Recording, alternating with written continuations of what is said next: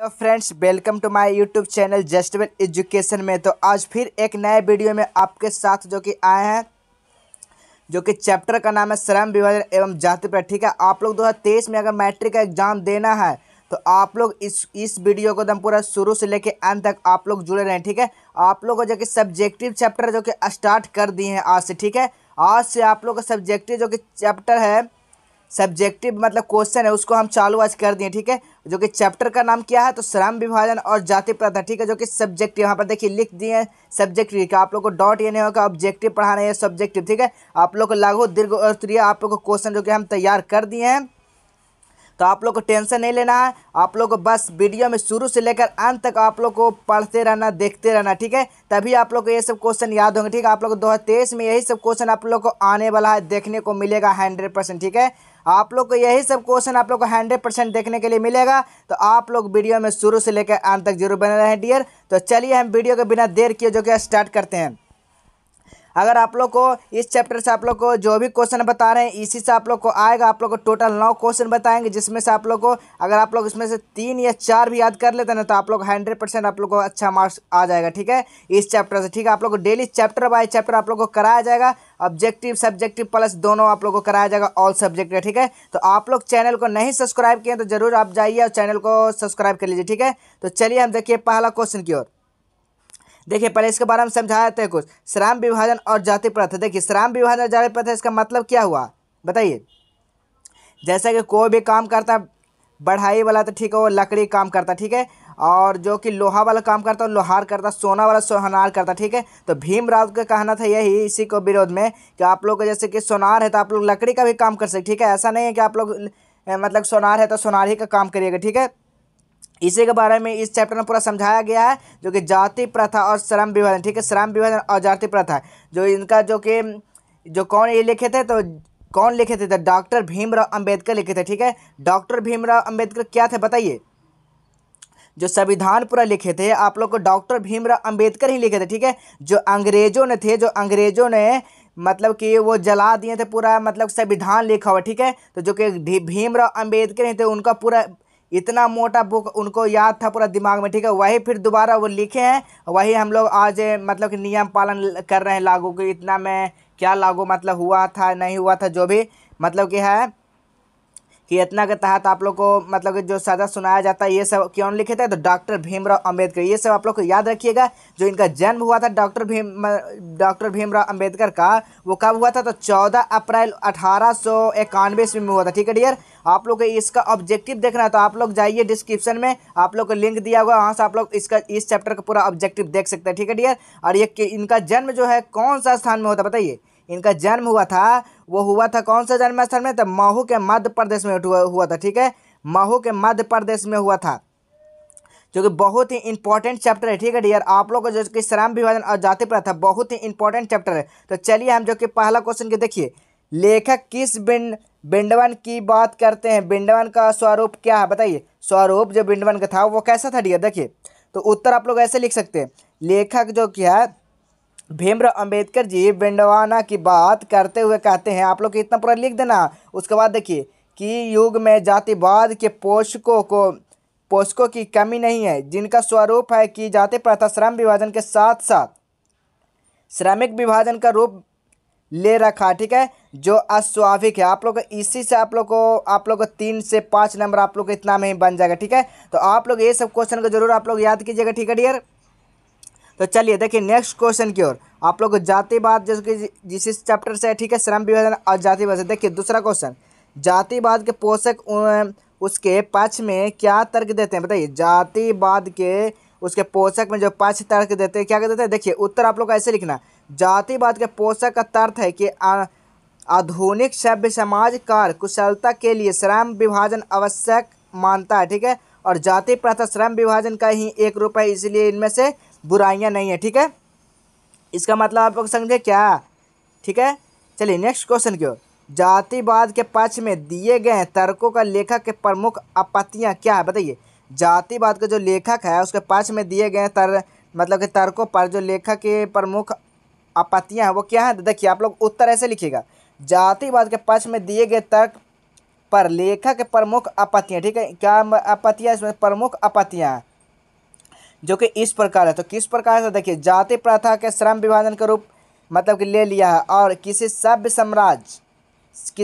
समाज में श्रम विभाजन और व्यवस्था श्रमिकों को विभिन्न पहलुओं में अस्वाभाविक विभाजन नहीं करता, ठीक है, विभाजन जो कि नहीं करता है। आप लोग इसको स्क्रीनशॉट भी ले सकते हैं या तो आप लोग कॉपी में भी नोट कर सकते हैं। आप लोग को यही सब क्वेश्चन देखने को मिलेगा 2023 आप लोग को 10 बोर्ड में, ठीक है।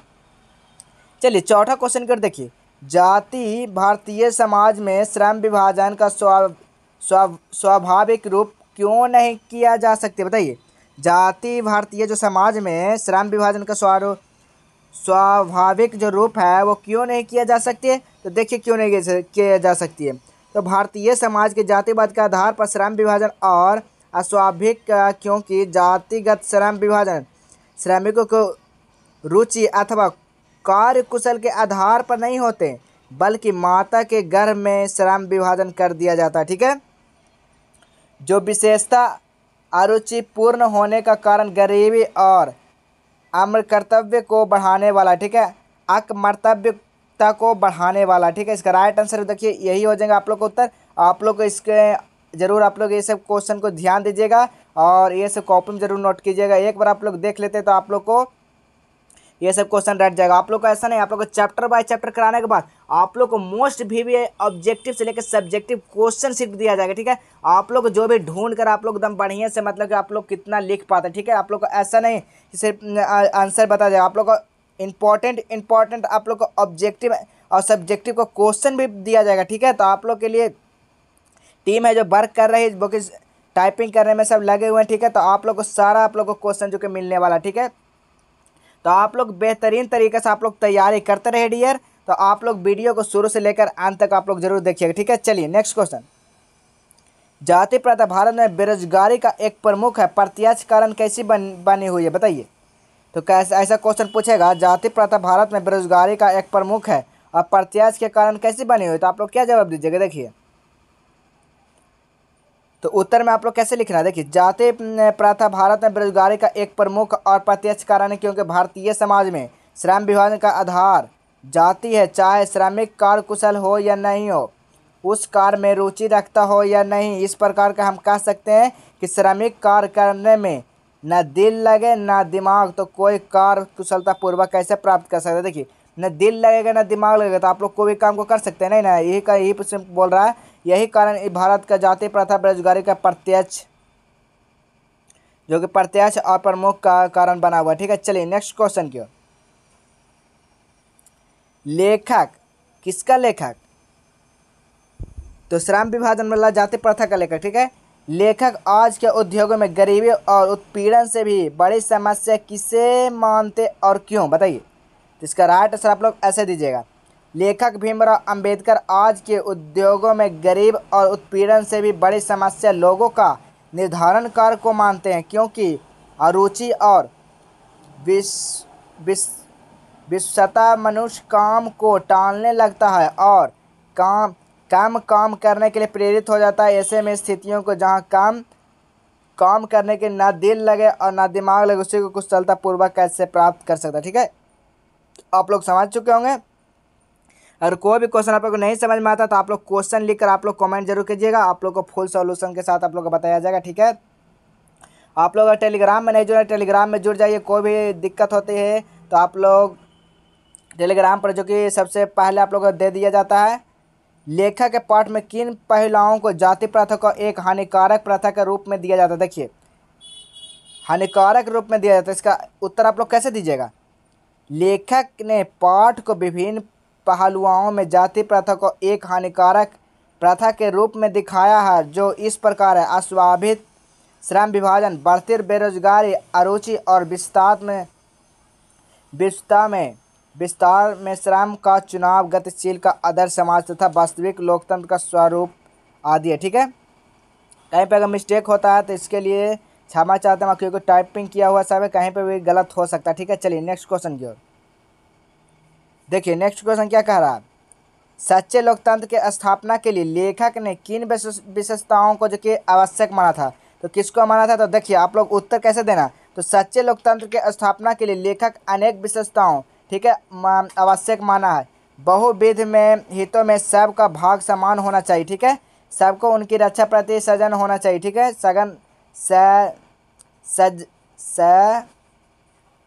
सजग होना चाहिए, ठीक है, सजग होना चाहिए। तात्पर्य है कि हमें समाज में दूध और पानी का मिश्रण की तरह भाईचारों की भावना होनी चाहिए। मतलब कह रहा है कि आप लोग दूध और पानी मिलाते थे, देखिए दोनों मिल जाते हैं, ठीक है, इसी की तरह भाईचारों की भावना के लिए साथियों के प्रति श्रद्धा में समान होना चाहिए, ठीक है।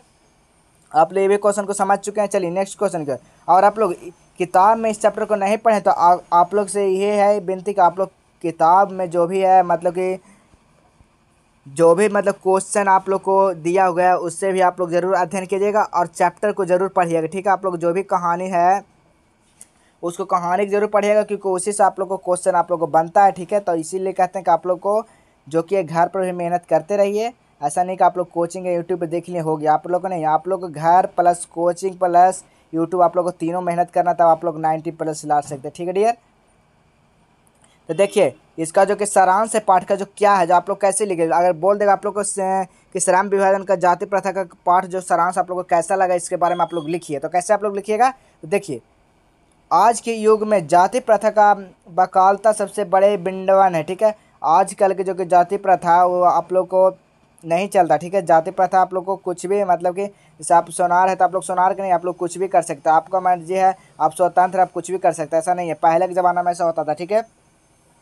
देखिए ये लोकतंत्र देते हैं कि जाति एवं प्रथा श्रम विभाजन का एक ही रूप है, ठीक है। जाति प्रथा जो विभाजन है जो एक ही रूप है। ऐसे लोग जो भूल जाते हैं कि श्रम विभाजन और श्रमिक विभाजन नहीं है। श्रम विभाजन का न संदेश आधुनिक युग में आवश्यकता है, ठीक है। श्रमिक विभाजन नहीं, जाति प्रथा श्रमिक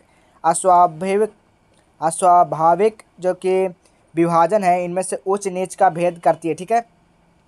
आप लोग ये 5 नंबर में आप लोग एक क्वेश्चन आएगा, ठीक है। चलिए देखिए आओ क्या लिखना है। वास्तुत्व जाति प्रथा के श्रम विभाजन में नहीं माना जाता क्योंकि विभाजन के मनुष्य की रुचि पर होता है। जब उसकी जाति प्रथा मनुष्य पर जन्म पेशा थोप देती है तो मनुष्य की रुचि अरुचियाँ इनमें से श्रेष्ठ उत्पन्न होता है, ठीक है। चूँकि व्यवसाय में उच्च नीच होते रहता है, ठीक है। आप लोगों को पता होगा व्यवसाय में कभी नीच कभी उच्च, मतलब कि समझे कभी कम हुआ कमाई कभी ज़्यादा हुआ, इसी को बोला जा रहा है। इसीलिए पेशा बदलने का विकल्प मतलब चूँकि जाति प्रथा में पेशा बदलने का गुंजाइश मतलब कि नहीं है, ठीक है। चलिए और देखिए यहाँ पर आप लोग लिख देना पूरा अच्छे तरीक़े से जो कि 5 नंबर आप लोग को कंप्लीट हो सके। देखिए इसलिए प्रथा गरीब और उत्पीड़न जो बेरोजगार का जन्म देती है वो भारत की गरीब और बेरोजगारी के मूल में जाति प्रथा ही एक स्पष्ट है कि हमारा समाज आदर्श समाज नहीं आदर्श समाज में है, ठीक है।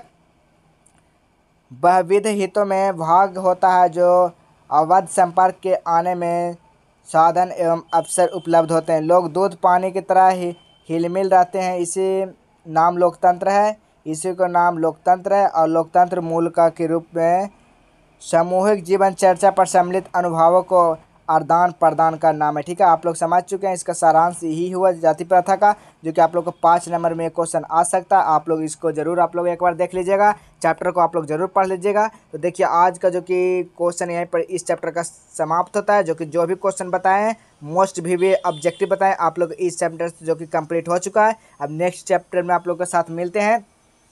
अगर आप लोग का वीडियो ये अच्छा लगा तो आप लोग वीडियो को शेयर कीजिएगा डियर और लाइक ज़रूर कीजिएगा।